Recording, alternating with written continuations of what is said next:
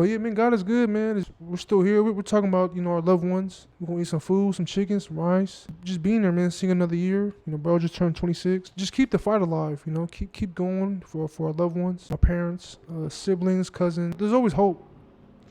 It's hard. It's easier said than done. There's no shortcut. There's no ticket. You know what I'm saying? Yeah.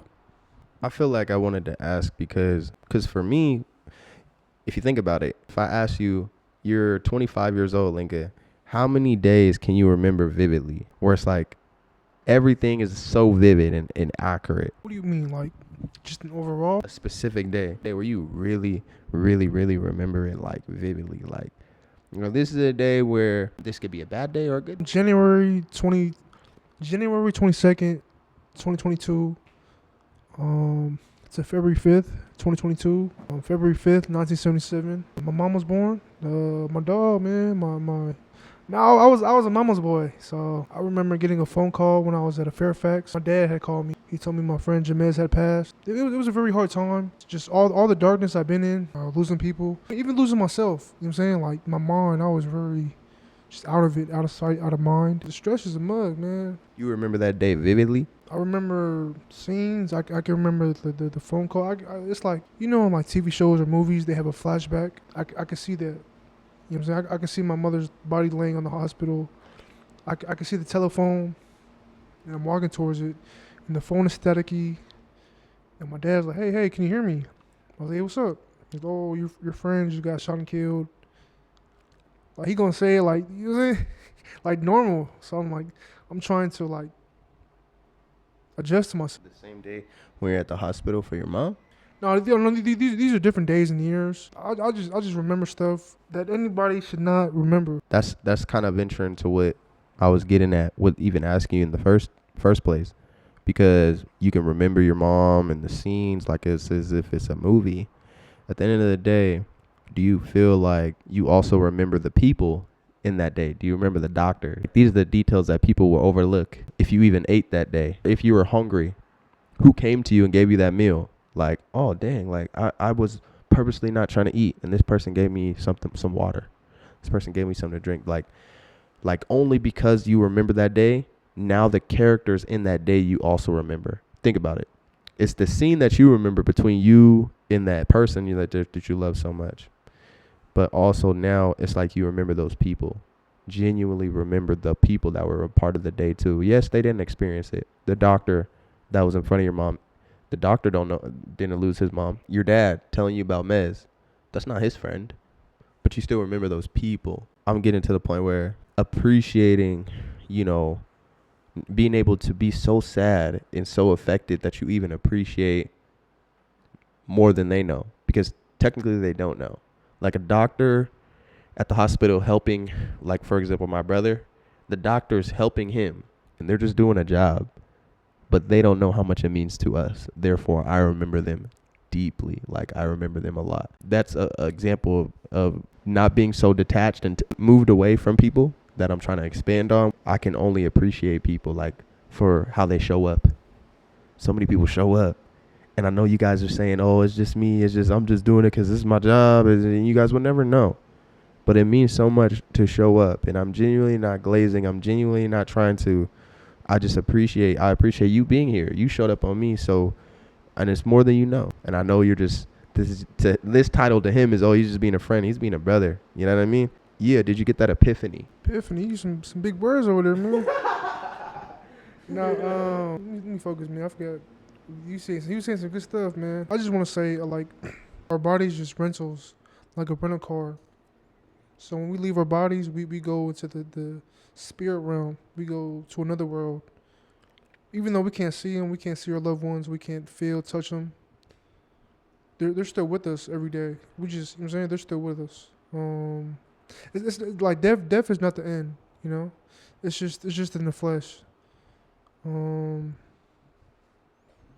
It's a see you later. It's not a goodbye. But death, even I'm not trying to get into a dark place or talk about a deep conversation. I just speaking for me, like my mother's passing. You really don't know until it's yours. I wasn't always so wise, and then this just comes from life experiences and then just growing as a person. I didn't lost my touch with my roots and just you just gotta reconnect, man, with yourself. You know, when you look in the mirror and you can see yourself, you can see. You know what I'm saying? I didn't lost my light. You know what I'm saying? You just gotta pay the light man. You know what I'm saying? Turn the lights back on. You know what I'm saying? So it's I just thank God, bro. I keep talking about God. I don't know why. I just Like you already tapped in with that, like the memory of like, yeah.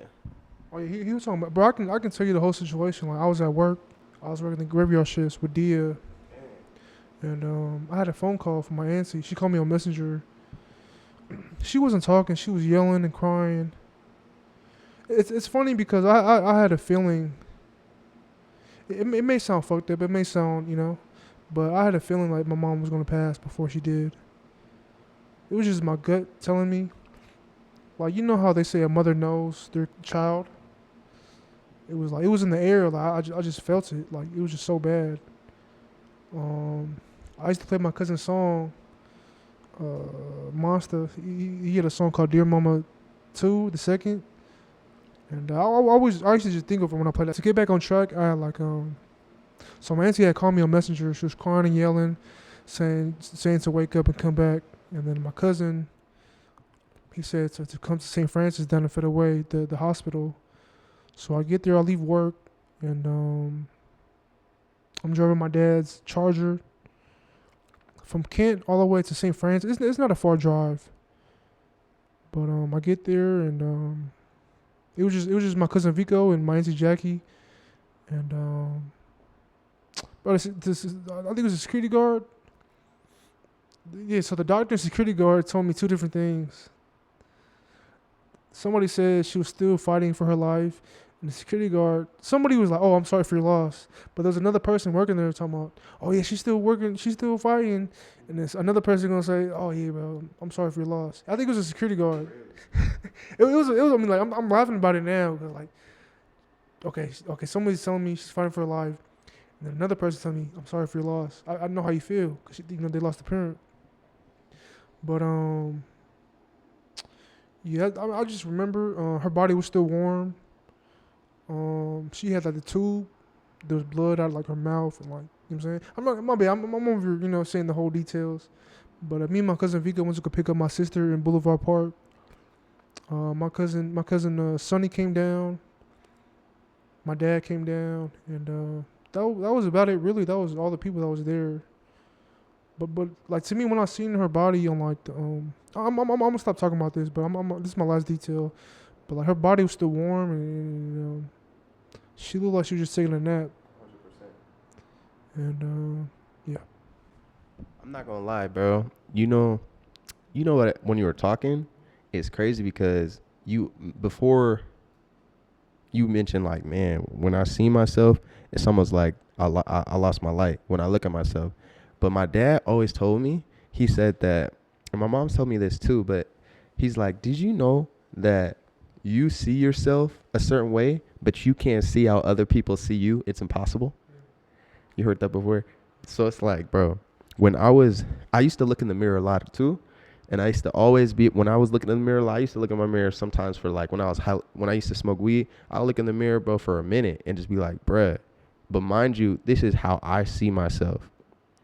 But when I go outside, people see me differently. They can see, for example, and I'm bringing this up because to you may have lost your light.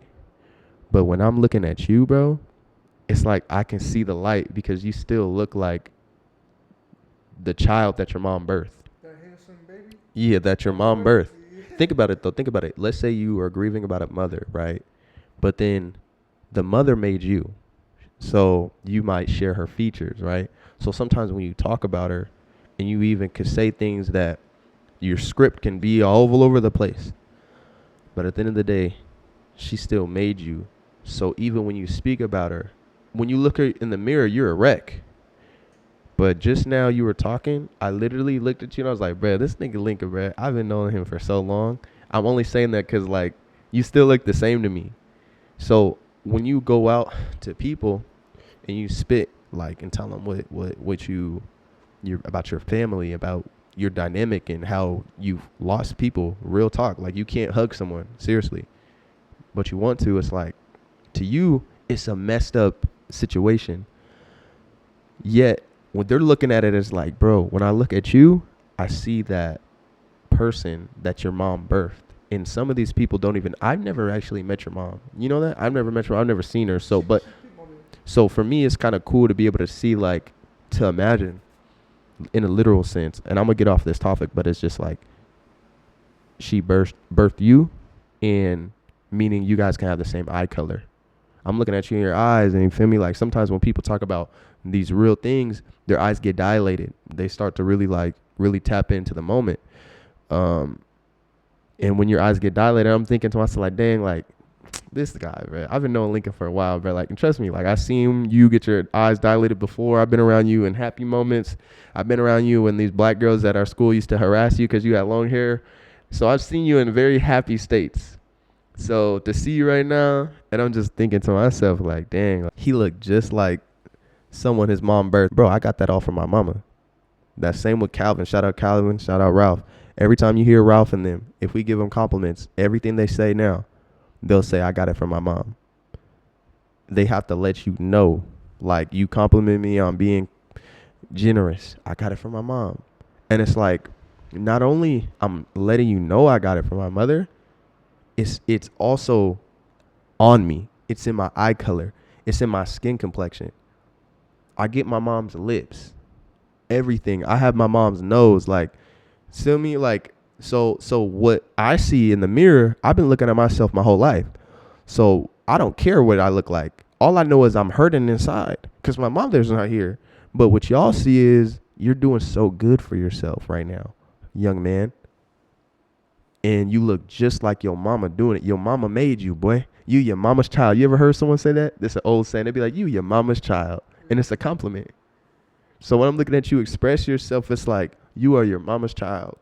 So, you know, I just want to say, when you talk about the light, I was just wanting to let you know, like, what we see, which you cannot see. Man, this is a good conversation. This is a real conversation that most people don't want to talk about. This is a healthy conversation. The rice is done. We got the chicken made. Yeah.